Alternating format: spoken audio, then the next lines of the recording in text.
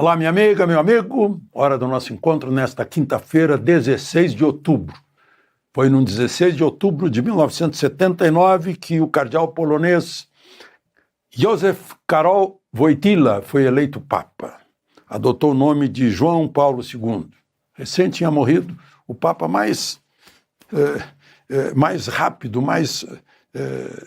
de papado mais curto, 33 dias só, João Paulo I, que eu vi na janela da Praça de São Pedro. Tive essa bênção. E ele ficou 27 anos no papado. Entrou com 58 anos de idade e morreu com 85, só inverteu os algarismos.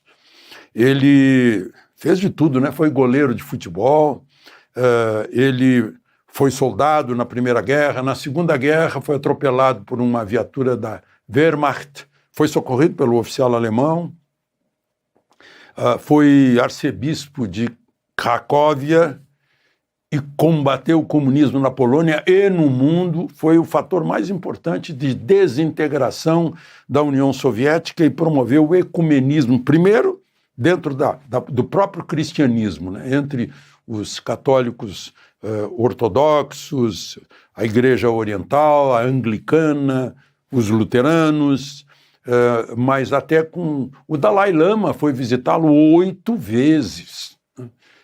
E ele foi visitar lideranças islâmicas, veio 2 vezes ao Brasil, recebeu tiros em plena Praça de São Pedro. Tem muita gente que desconfia que foi amando da União Soviética, que o Ali Akka, que já tinha ficha policial na Turquia, já tinha um homicídio, já tinha um assalto a banco, e perfurou intestino, cólon, foi terrível, mas ele se recuperou.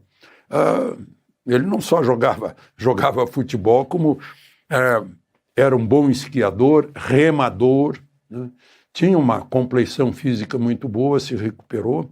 Ele foi visitar o Ali Akka, que estava condenado, e consta que tiveram uma conversa entre eles por 30 minutos.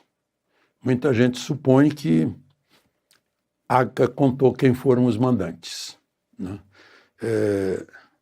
Esse atentado foi em 1981, no dia 13 de maio, o mesmo dia da aparição de Nossa Senhora em Fátima, que teria revelado lá aos pastorinhos uma tragédia, né? Quem sabe? Enfim. Bom, vejam só, agora voltando para o Brasil, né? Hoje estão discutindo lá no Supremo a turma que eles chamam de da desinformação para o golpe. De repente, desinformação virou crime, né? É o que estão decidindo lá.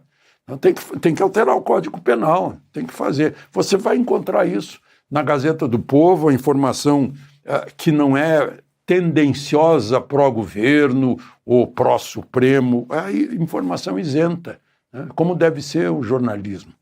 A Gazeta do Povo prima por isso.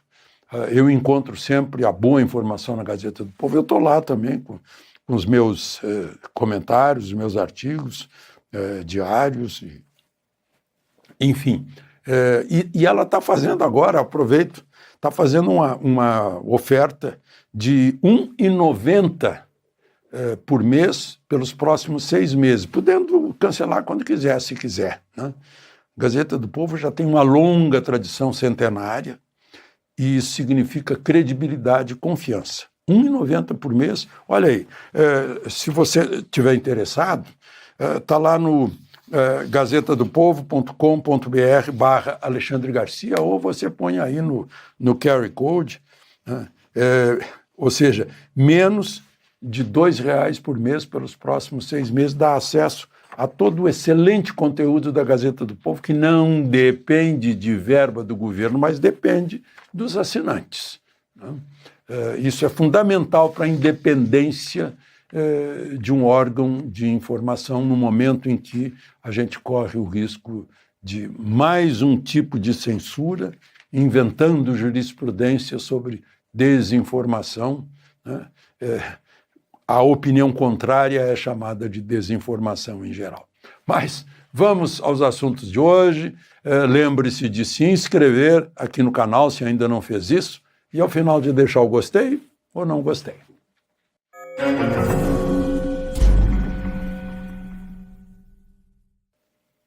Bom, o mais importante assunto de hoje é a consequência da expectativa que foi criada com as declarações de ontem de Lula, que não foi só uma química com Trump, foi uma indústria petroquímica. Ele quis fazer graça, ficou meio estranho, né? Mas foi uma reunião normal, eu nem diria cordial. A informação que a gente tem, que eu tenho até esse momento, é apenas do lado brasileiro. Foi o que disse o ministro de Relações Exteriores, Mauro Vieira, depois da reunião de mais de 1 hora, que eu achei muito curta, na Casa Branca. Teve uma reunião inicial, segundo ele, só a 2, Marco Rubio com Mauro Vieira. E certamente, nessa reunião a 2, para evitar vazamentos, foi tratado o assunto que foi revelado pelo secretário de Comércio, Jameson Greer. Ele explicou, olha, 50% de tarifa é o seguinte, 10% é comercial, 40% é sanção ao Brasil, é um alerta ao Brasil, porque o Estado de Direito está definhando, está havendo censura, né, enfim, está se desobedecendo à Constituição, né, com arbítrio. Então, deve ser essa conversa. Eu imagino o que disse Mauro Vieira para dizer assim, olha, os poderes são independentes, isso é o Supremo que está fazendo, né? A gente não tem nada a ver com isso. Só que o presidente da República jurou defender a Constituição. Está lá no juramento dele perante o Congresso, né? Não sei se Marco Rubio sabe do teor do julgamento do presidente da República. Se sabe, ele deve ter cobrado isso. Não, mas ele tem que defender e não defendeu. Ele está sendo solidário com o que está acontecendo lá no Supremo, né? Aí, depois houve outra reunião aí com todo mundo. A embaixadora, embaixadores, o homem do comércio, né? E aí deve ter sido a parte mais amena, digamos, que não se decidiu nada. Nem 0,5% dos 50% foi retirado, né? Porque tinha um clima, uma química. Essa química acabou sendo uma fumacinha que sai do tubo de ensaio. E aí aquela coisa, foi início de uma negociação. Eu anotei aqui as palavras, criado um canal de negociação. Tem gente dizendo que Lula e Trump vão se encontrar em novembro.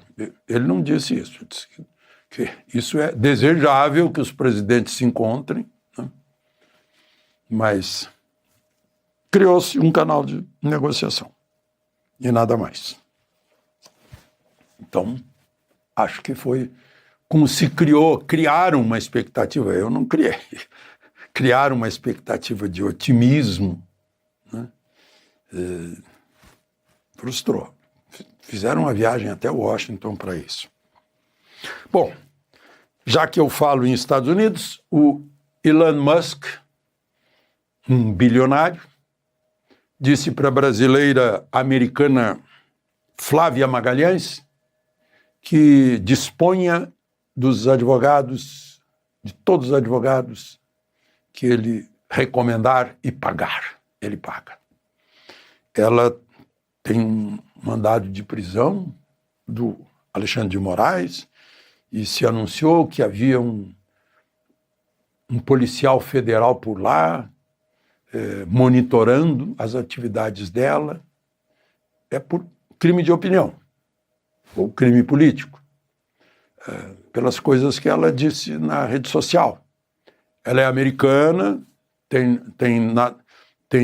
foi naturalizada americana, é casada com um americano, vive nos Estados Unidos, é cidadã americana. E Elon Musk, que uma vez botou uma produção gráfica mostrando Moraes atrás das grades deve estar sonhando com isso, né? Porque esses advogados podem conduzir um processo e Moraes já responde a outros, já está envolvido em outros por causa de empresas americanas que ele atingiu e corre o risco de ser condenado nos Estados Unidos e de o nome dele para a Interpol, imagina, né? É um risco. Bom, falando de risco, o ministro Barroso deve estar mal. Mal que eu digo internamente, mal com ele mesmo.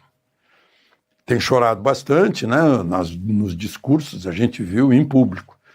Mas ontem ele passou mal mesmo, foi internado no Sírio-Libanês de Brasília, onde passou a noite. Saiu hoje do hospital, mas não consta que tenha ido ao trabalho no Supremo, de onde ele sai no sábado para se aposentar, aposentadoria remunerada, né, totalmente, e com direito a seguranças. Ele deve estar, antes mesmo de fazer a meditação, ele deve estar olhando para dentro a respeito de tudo que ele fez lá no Supremo e as consequências disso para segurança jurídica, estabilidade política, devido processo legal, Estado de Direito, todas essas coisas. Por falar nisso, só para encerrar, Moraes nomeou Defensoria Pública para defender Eduardo Bolsonaro. Segundo a agência oficial, no processo sobre o tarifaço dos Estados Unidos contra o Brasil. É acusado de fomentar as sanções, a lei Magnitsky e as suspensões do visto no Supremo. Ou seja, está dizendo que o juiz e os juízes que estão julgando Eduardo são aqueles que julgam ter sido atingidos por punições americanas fomentadas por Eduardo. Não fecha, né? No Estado de Direito isso não fecha de jeito nenhum. E, enfim. Eu disse para vocês que o Congresso hoje ia derrubar os vetos de Lula na lei do licenciamento ambiental. Não derrubou, porque, a pedido do governo, Alcolumbre cancelou a reunião que ele havia convocado para as 10 horas da manhã do Congresso Nacional, que é a reunião conjunta das duas casas, Câmara e Senado. Uau! De Brasília, Alexandre Garcia.